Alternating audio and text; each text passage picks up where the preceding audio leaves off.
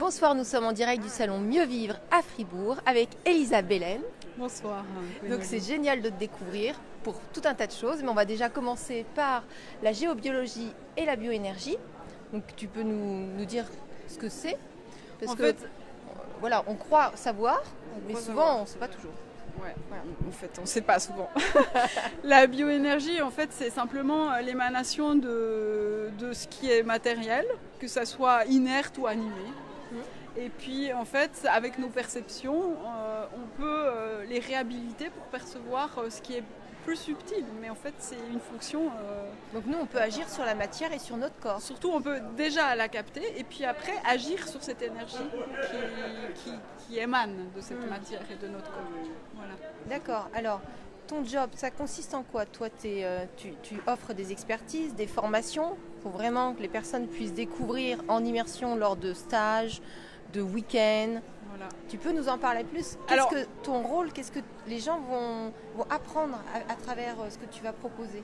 Alors, il y a plusieurs volets dans mon job, mais ce qui me motive le plus, et ce dont je vais parler, c'est d'accompagner les gens à ressentir, à se réapproprier leur potentiel de sensation pour s'orienter comme un radar et aller réhabiliter cet instinct pour se mettre dans des zones qui sont positives. Ensuite, s'ils veulent approfondir plus pour des choses plus professionnelles, comme en fait harmoniser un lieu, harmoniser un espace thérapeutique ou au niveau de la santé, et ben en fait c'est de leur donner des vrais outils qui sont en lien avec leur perception.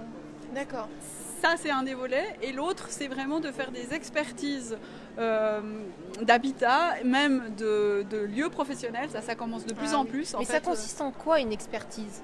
Voilà, alors l'expertise, elle va, je vais capter dans un lieu toutes les influences, autant ce qui vient de la matière, que ce qui vient du sol, que ce qui vient de l'environnement, et que aussi en fait bien sûr la technologie, hein, c'est aussi un volet de la géobiologie qui est important, mais ce qui a aussi beaucoup d'impact, c'est ce que vivent les gens, ressentent les gens, les émotions, les pensées des gens peuvent s'imprégner en fait dans les murs, dans les objets. Parce qu'en fait, quand on agrandit la matière, eh ben, elle est pleine de vide, et ce vide se charge de notre énergie émotionnelle, en fait de notre énergie psychique, émotionnelle. Donc en fait, quand on porte un vêtement, il se charge de notre énergie. Exactement. Donc si on n'est pas capable de le libérer au niveau émotionnel, il vaudrait mieux ne pas avoir des énergies en seconde main. Ah mais alors, donc par exemple, admettons, je sais pas, il y a des enfants qui sont pas contents ou des couples qui se chamaillent dans une cuisine.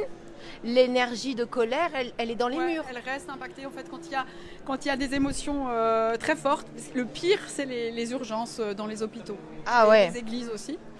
Et oui, ça s'impacte et ça peut amener des phénomènes plus subtils d'ordre parasite énergétique sur ce lieu même.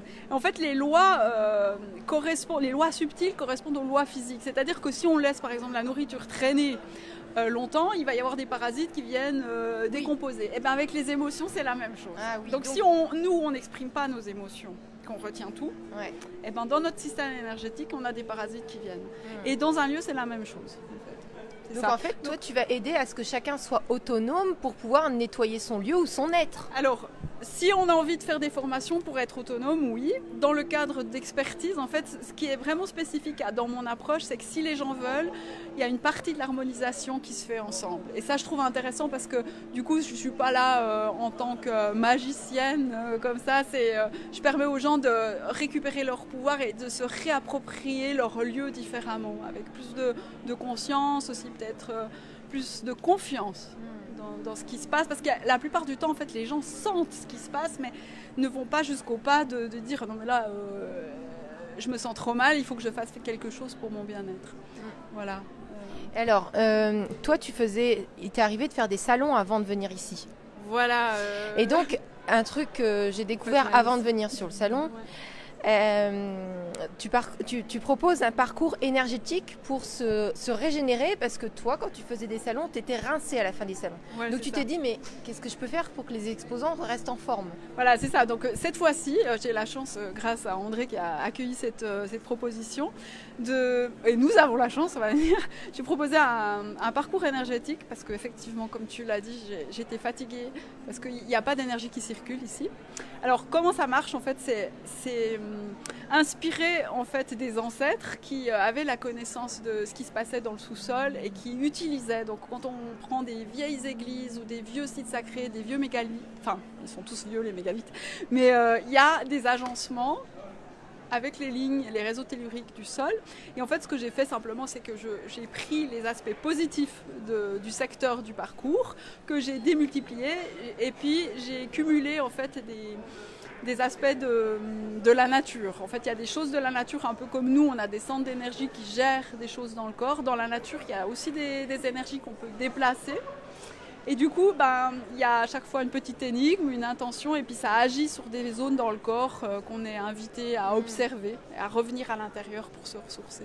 On va le découvrir tout à l'heure ensemble, on ne l'a pas encore découvert, donc peut-être hors interview, parce que ça va être peut-être compliqué d'y aller. Mais voilà, on se réjouit de découvrir ça avec d'autres intervenants, ça va être top. Voilà, en tout cas, merci pour cette pensée pour nous aussi. Ouais, super. Je vous invite à l'essayer, puis à me donner un retour, parce que ça m'intéresse de savoir ce que vous avez perçu, senti. Et puis il y a des réponses aussi à la fin du parcours. Si vous ne les trouvez pas, j'en ai encore ici. Parce qu'il y a à chaque fois des petites énigmes, c'est un petit fil conducteur. Voilà, c'est ça. Alors, avant de terminer l'interview, est-ce que tu veux nous donner un mot de la fin pour tout le monde ?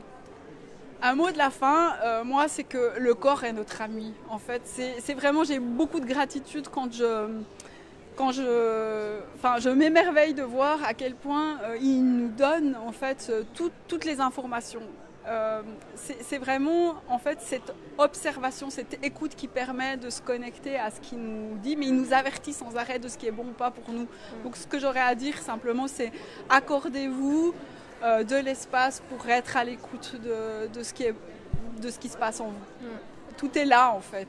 Les gens qui sont en guillemets performants sont là juste pour vous accompagner vers vous-même, à réhabiliter ça. Merci beaucoup Elisa. Avec joie, merci beaucoup.